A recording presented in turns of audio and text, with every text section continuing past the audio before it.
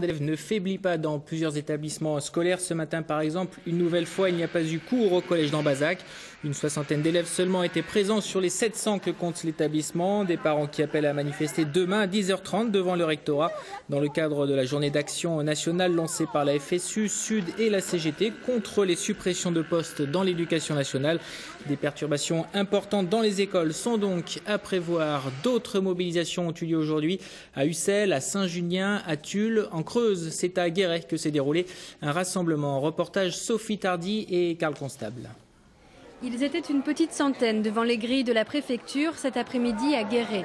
Parmi eux des enseignants et des personnels administratifs, mais aussi quelques parents qui avaient répondu présents à l'appel des syndicats. Je suis là aujourd'hui parce que l'école dont ma fille fait partie, des postes de VS, d'agents de vie scolaire, en fait, ont été supprimés. Et donc, en fait, c'est vraiment préjudiciable par rapport aux enfants qui en ont besoin, puisqu'elles aidaient en fait, les enfants qui n'arrivaient pas bien à suivre. Et c'est vraiment dommage parce que c'est une école où il y a de plus en plus d'enfants. Une classe a été ouverte l'année dernière, donc on n'est pas en perdition d'élèves. Au cœur des revendications, les absences non remplacées. Elles seraient de plus en plus nombreuses d'après les manifestants.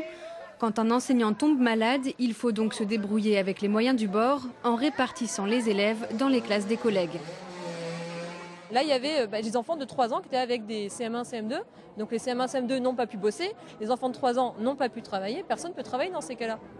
Donc voilà, l'école, c'est pas fait pour garder les enfants. On est là pour dispenser des savoirs. Donc là, on ne peut pas le faire. 480 nouveaux élèves devraient arriver à la rentrée prochaine dans l'académie. Pourtant, le personnel baisse.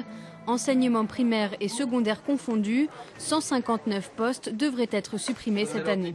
La suppression de postes, ça tape très fort sur les lycées, fort sur les collèges, très fort sur l'école maternelle, l'école primaire, où on est le département qui perd le plus de postes par rapport au stock d'emploi. Et en sachant qu'à l'heure actuelle, il y a une classe sur 10 qui n'est pas remplacée dans le département, quoi.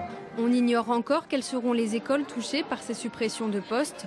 La carte scolaire ne sera dévoilée qu'après les élections cantonales. Déjà, les syndicats envisagent de nouvelles journées de mobilisation. Vous l'avez peut-être vu si vous